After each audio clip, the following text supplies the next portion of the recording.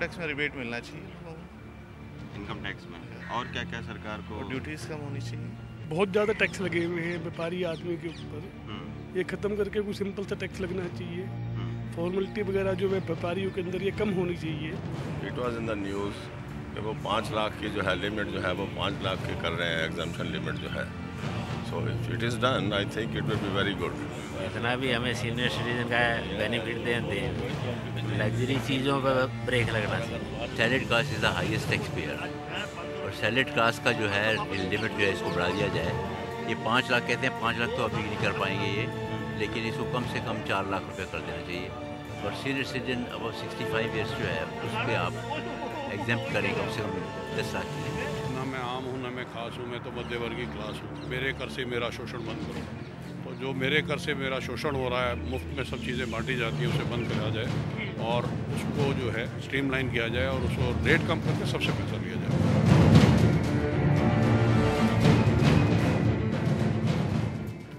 नमस्कार, news point में मैं कादम्बिनी शर्मा हूं आपके साथ। आम लोगों की चिंताएं, उम्मीदें, सुझाव सुने आपने। बजट के पहले चाहे टीवी चैनल हो या अखबार, सब लोगों की चिंताएं सरकारों तक पहुंचाते हैं। इस बार जुलाई में एक नई सरकार, एक नए वित्त मंत्री संसद में बजट पेश करेंगे। एक जबरदस्त बहुमत से चुनकर जनता ने इन नए प्रतिनिधियों को संसद तक पहुंचाया है और यही वजह है कि उम्मीदें भी ज्यादा हैं। लेकिन अभी पिछले ही हफ्ते गोवा में प्रधानमंत्री नरेंद्र मोदी ने बीजेपी के कार्यकर्ताओं को संबोधित करते हुए कहा कि जो आर्थिक हालात हैं, सरकार को कड़े कदम उठाने पड़ेंगे, जिनके कारण ये भी हो सकता है कि जनता उनसे नाराज भी हो जाए, लेकिन वो समझेगी। वैसे इस सरकार के पास बहुमत की ताकत तो है, लेकिन चुनौतियां भी कम नहीं। बीजेपी उम्मीदों की सरकार है, जिसने महंगाई पर लगाम, नौजवानों को काम, त्वरित विकास के वादे किए हैं। लेकिन अभी थोक महंगाई दर पिछले 5 महीने के अपने उच्चतम स्तर पर पहुंच गई है। मई के महीने में थोक महंगाई दर 6.01% दर्ज की गई, जो कि अप्रैल के महीने में 5.2% थी। बड़ी चिंता ऊर्जा महंगाई यानी एनर्जी इन्फ्लेशन को लेकर है, क्योंकि इराक संकट गहराने से ये दोहरे अंक में पहुंच गई है। मई में एनर्जी इन्फ्लेशन 8.93 से बढ़कर 10.53% पर पहुंच गई। इराक संकट बढ़ने से कच्चे तेल के दाम बढ़ रहे हैं, जिसका खामियाजा लोगों को महंगे पेट्रोल, डीजल और बिजली के रूप में भुगतना पड़ेगा। इस बीच केंद्रीय वित्त मंत्री अरुण जेटली ने महंगाई काबू करने के लिए एक बैठक बुलाई थी। बैठक में रामविलास पासवान, निर्मला सीतारमण और कृषि मंत्री भी मौजूद रहे। बैठक खत्म होने के बाद अरुण जेटली ने कहा कि 4-5 चीजों में महंगाई देखी गई है। दिल्ली में अगर प्याज की किल्लत हुई तो मदर डेयरी के जरिए प्याज की सप्लाई की जाएगी। इससे पहले महंगाई के लिए केंद्रीय वित्त मंत्री अरुण जेटली ने जमाखोरी को भी आंशिक रूप से जिम्मेदार ठहराया था। उन्होंने कहा कि कमजोर मॉनसून की आशंका की वजह से जमाखोरी हो रही है, जिसकी वजह से खाने पीने की चीजों के दाम बढ़ रहे हैं। वित्त मंत्री ने साफ कर दिया है कि केंद्र सरकार इस मामले पर नजर बनाए हुए है, लेकिन राज्य सरकारें भी जमाखोरों के खिलाफ कड़े कदम उठाएं। तो आज न्यूज पॉइंट में अपने खास मेहमानों से चर्चा हम करेंगे उम्मीदों पर, चुनौतियों पर, कड़े कदमों की फहरिस्त पर। लेकिन एक बार हम नजर डालते हैं कि इस बैठक के बाद, जो अहम बैठक वित्त मंत्री ने बुलाई थी, उसके बाद उन्होंने क्या कुछ कहा है, क्या फैसले लिए हैं। 22 कमोडिटीज ऐसी हैं जिस पे सरकार नजर रख रही है। उसमें 4-5 ऐसे कमोडिटीज हैं जिसमें कीमतों में थोड़ी बढ़ोतरी नजर आई है और इसलिए ये तय किया उसके संबंध में कि जहां जहां होर्डिंग है और इसलिए उसके होर्डिंग की जा रही है कि लोगों को उम्मीद है कि शायद इस बार मानसून पूरी ना हो, तो उन राज्यों को सलाह दी जाए कि होर्डर्स के खिलाफ, जमाखोरी करने वालों के खिलाफ सख्त कार्रवाई करें। जो मंडियां हैं, जो फ्रूट और वेजिटेबल केवल मंडियों के माध्यम से जाता था, राज्यों को सलाह दी जा रही है कि उसको डीलिस्ट करें ताकि खुले बाजार में भी जा सके। दिल्ली के संबंध में लेफ्टिनेंट गवर्नर साहब को यह सलाह दी जाएगी, कल इसको डीलिस्ट कर दिया जाए। आलू और प्याज के ऊपर मिनिमम एक्सपोर्ट प्राइस, ताकि वो एक्सपोर्ट उसका डिस्करेज किया जाए। प्याज दिल्ली जैसे शहरों में सरकार अपने पब्लिक प्रोक्योरमेंट सिस्टम के माध्यम से उसको दिल्ली लाए और मदर डेयरी बूथ्स और अन्य बूथ्स के माध्यम से इसको डिस्ट्रीब्यूट करें। चावल बड़ी मात्रा में बाजार के अंदर रिलीज किया जाएगा और जहां तक दालों का और एडिबल ऑयल खाने वाले तेल का संबंध है, राज्यों को लाइन ऑफ क्रेडिट दी जाएगी कि कभी भी अपने राज्य में वो इसकी कमी महसूस करें तो इसको डायरेक्टली बाहर से मंगवा सकते हैं, क्योंकि ये 2 आइटम ऐसे हैं जो देश के बाहर से बड़ी मात्रा में आते हैं। तो कुछ कदमों का ऐलान किया है वित्त मंत्री ने और देखते हैं कि कितना कारगर रहता है महंगाई पर कंट्रोल करने में। हमारे साथ यहाँ पर खास मेहमान हैं सभी चीज़ों पर चर्चा करने के लिए। पहले आपको बता दें, दिल्ली स्टूडियो में हमारे साथ सुभाष लखोटिया हैं, जाने माने टैक्स एक्सपर्ट हैं। आप अक्सर उन्हें टीवी पर देखते हैं और उनकी जो राय होती है उसको काफ़ी फॉलो भी करते हैं। यहाँ पर हमें बताएंगे कि टैक्स से क्या क्या हम उम्मीद कर सकते हैं नई सरकार से और क्या उम्मीदें नहीं भी करनी चाहिए। हमारे साथ प्रवीण झा हैं, जाने माने इकोनॉमिस्ट हैं, पढ़ाते हैं जेएनयू में और वो बताएंगे कि जिस तरह के कदम सरकार उठा रही है उसका मायने क्या है और किस तरह की चीज़ें जो है वो सबसे बड़ी चुनौतियां बनी हुई हैं। हमारे साथ चंडीगढ़ से जुड़ेंगे देवेंद्र शर्मा, एग्रीकल्चर एक्सपर्ट हैं, रिसर्चर हैं, राइटर हैं और वो बताएंगे कि कृषि के क्षेत्र में आखिर कितनी बड़ी चुनौतियां हैं। और 2 बड़ी पार्टियां, कैप्टन अभिमन्यु हमारे साथ हैं, प्रवक्ता हैं बीजेपी के और मेंबर भी हैं बीजेपी इकोनॉमिक अफेयर्स कमेटी के। तो काफ़ी जानकारी है जो भी इकोनॉमिक अफेयर्स चल रहे हैं और जिस तरह की चुनौतियां और जिस तरह के कदम सरकार उठा सकती है। शोभा ओझा जुड़ रही हैं हमारे साथ, राष्ट्रीय प्रवक्ता हैं कांग्रेस की।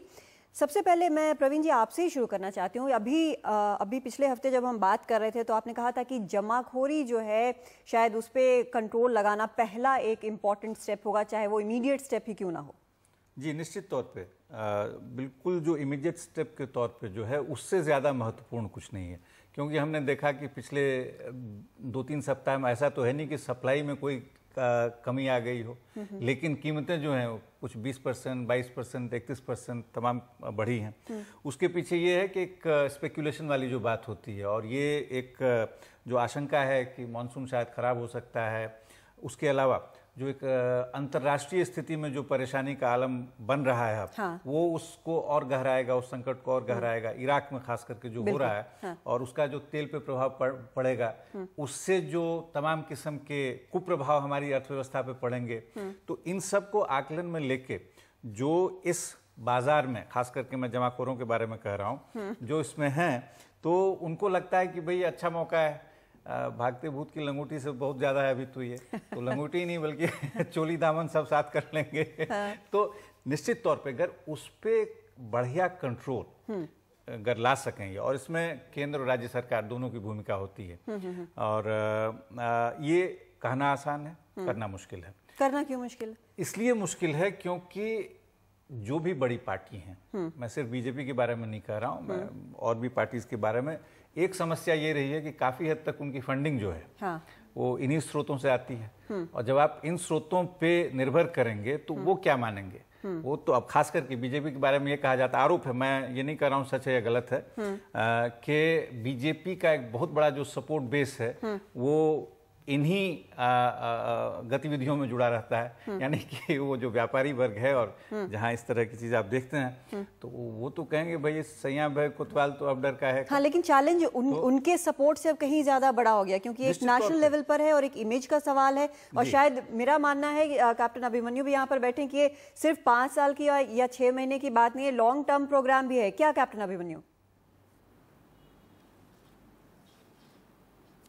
देखिए, एक तो जिस प्रकार से आज इन्फ्लेशन के डेटा आए हैं, सबसे महत्वपूर्ण बात यह है कि महंगाई बढ़ते हुए पहला संकेत भी मिले तो फाइनेंस मिनिस्टर ने एक बहुत महत्वपूर्ण बैठक बुला करके केंद्र सरकार की तरफ से जो तुरंत कार्रवाई कर सकते थे उन पर कार्रवाई की है।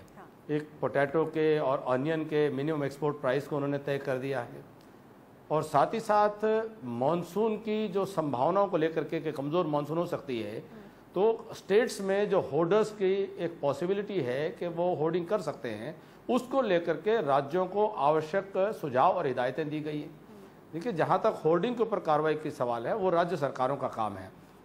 हमारे एक्सपर्ट अभी भारतीय जनता पार्टी के सपोर्ट बेस के बारे में कुछ बात कह रहे थे। मैं उनको विश्वास दिला दूं और उनके माध्यम से जनता को विश्वास दिला दूं कि भारतीय जनता पार्टी की पहली प्राथमिकता है वह देश का आम नागरिक, आम उपभोक्ता, उसको इस महंगाई से राहत कैसे मिले, इस बात की चिंता की अभिव्यक्ति स्वयं माननीय प्रधानमंत्री अपने पहले उद्बोधन से लेकर के कर रहे हैं। और जो त्वरित कदम उठाए गए हैं उससे भी स्पष्ट पता चलता है हम हालात को बिगड़ने देने का इंतजार नहीं करना चाहते। हम जानते हैं कि हालात गंभीर हैं। अंतर्राष्ट्रीय स्तर पर जिस प्रकार से इराक और सीरिया की परिस्थिति है, जिससे एनर्जी इन्फ्लेशन सीधे सीधे प्रभावित हो रही है, जिससे रुपये और डॉलर की जो एक्सचेंज रेट है वो सीधे सीधे प्रभावित हो रही है, मॉनसून भी लगभग 8-10% कम होने का अनुमान आ रहा है। लेकिन बहुत महत्वपूर्ण विषय यह है, हालात बिगड़ने से पहले सरकार जो जो कर सकती है सरकार करती हुई दिखाई देनी चाहिए। और सरकार ने अपनी इच्छा शक्ति आज उसका प्रदर्शन भी अपने निर्णयों में किया है। ठीक है, ये इमीडिएट स्टेप है। अगर हम जमाखोरी की बात करें या जो आपने जो कदम गिनाए हैं, जो अभी वित्त मंत्री ने बाहर निकल कर अनाउंस किए हैं, ये इमीडिएट स्टेप्स हैं। लेकिन अगर हम लॉन्ग टर्म में देखें और बजट की भी हम बात कर रहे हैं कि सबसे बड़ी चुनौती आज आपके सामने क्या है? महंगाई साफ तौर पर सबसे बड़ी चीज नजर आ रही है, खासकर खाने पीने की चीजों की महंगाई। जी, इसमें कादमिनी जी, इन्फ्लेशन को लेकर के 3 प्रकार के मेजर्स जो है वो महत्वपूर्ण रहते हैं। उसमें फिस्कल मेजर्स हैं, मॉनेटरी मेजर्स हैं, एडमिनिस्ट्रेटिव मेजर्स हैं। जहाँ तक फिस्कल और मॉनेटरी मेजर्स हैं वो उसकी पॉलिसी की रिफ्लेक्शन जो है वो बजट के डॉक्यूमेंट में ही आ सकती है। और जब हमने स्पष्ट कर दिया हमारी सरकार ने कि इन्फ्लेशन को कंट्रोल करना जो पिछले 10 साल में यूपीए सरकार नहीं कर पाई थी, हम कुछ आमूल चूल ऐसे परिवर्तन के निर्णय लेकर के आए जो बजट के अंदर उनका संकेत मिलेगा। जैसे प्रधानमंत्री जी ने संकेत किया है कि हमारी पर हेक्टेयर यील्ड जो है, हमारी प्रोडक्टिविटी दुनिया में बहुत लो है, हमको उसको बढ़ाना है तो सप्लाई साइड पे इंप्रूवमेंट होगा। और फिर स्टोरेज से जुड़े हुए इश्यूज हैं, जो हमारे कोल्ड स्टोरेज हैं या स्टोरेज गोडाउन्स हैं, जो उसकी पूरी चेन है कि लगभग 60,000 करोड़ रुपए का अनाज हमारा सड़ता है, तो उससे सप्लाई साइड प्रभावित होती है।